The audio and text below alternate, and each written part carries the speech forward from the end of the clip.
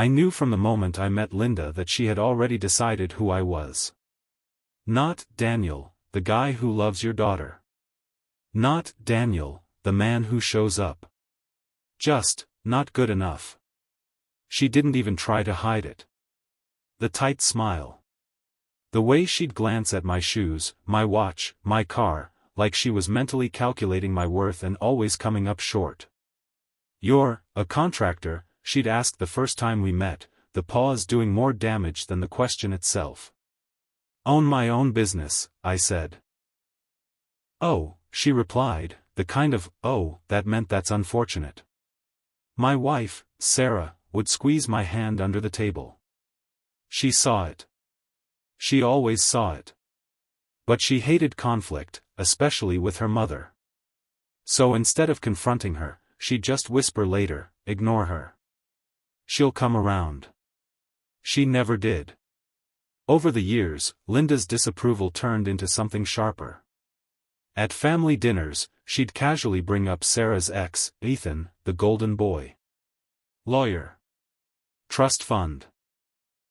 Such a promising young man, she'd say, sipping her wine while looking straight at me. At our wedding, she gave a speech that sounded sweet on the surface, until you really listened. "Marriage is about compromise," she said, smiling tightly. "Sometimes we don't end up with the life we imagined, but we learn to make the best of it." People laughed awkwardly. I didn't. Neither did Sarah.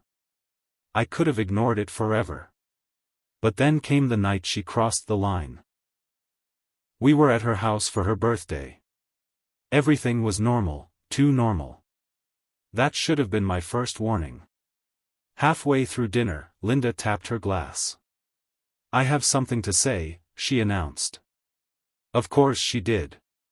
She stood, smiling at the table like she was about to bless us with wisdom. Then she turned to Sarah. "Honey, I just want you to know, it's never too late to choose differently." The room went quiet. Sarah frowned. "Mom, what does that mean?" Linda sighed dramatically.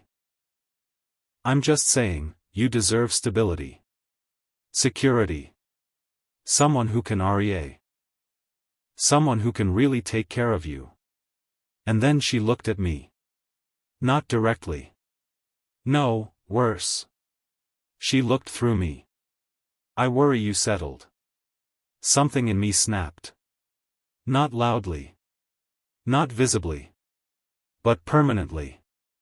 I didn't argue. I didn't defend myself. I just smiled, stood up, and raised my glass. "To Linda," I said. "Always looking out for what's best." She smirked, thinking she'd won. That was her mistake. You see, Linda believed two things about me. That I wasn't successful. That I wasn't smart enough to notice what she was doing. She was wrong about both. I am a contractor. What she never bothered to understand is that I don't just build houses, I invest in them. Quietly. Strategically. Over the years, I'd built a small property portfolio. Nothing flashy. But enough. And one of those properties? Her house. Linda had been struggling financially for years. Poor investments, overspending, trying to keep up appearances, it all caught up to her.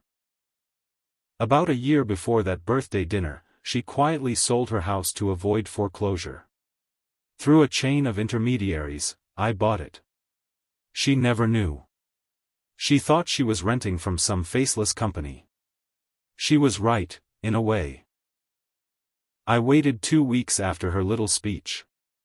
Then I paid her a visit. She opened the door, already annoyed. "Daniel? What are you doing here?" I smiled.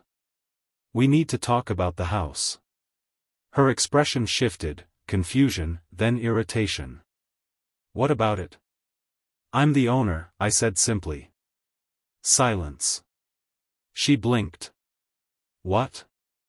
"I bought it last year. Through a holding company." I stepped inside without waiting to be invited. Figured it was a good investment. She laughed nervously. That's not funny. I'm not joking. I placed the documents on the table. She read them. Once. Twice. Her face drained of color. You tricked me," she whispered. "No," I said calmly. "I helped you." Her head snapped up. "Helped me? You were about to lose everything," I continued. "Now you still live here. You're welcome." Her hands trembled. "Why didn't you tell me?" I tilted my head. "Would you have accepted help from someone who wasn't good enough?" She didn't answer. Of course she didn't. I let the silence stretch. Then I delivered the final blow. "The lease is up next month," I said. Her eyes widened. "You're kicking me out?" I shrugged. "I haven't decided yet." Panic flickered across her face for the first time since I'd known her. Real panic. The kind that strips away pride. "Daniel, please." There it was. Not a compliment. Not approval. But something close enough. I leaned forward slightly. "You don't have to like me," I said. "But you will respect me. And you will never, ever, speak to my wife like that again." She nodded quickly, too quickly. "Say it," I added. "I understand," she whispered. "I'm sorry." I stood, adjusting my jacket. "For what it's worth," I said, pausing at the door, Sarah didn't settle. I met her eyes, finally, really met them. She chose better. I renewed her lease the next day. Higher rent, of course. I'm not a monster. Just not the man she thought I was.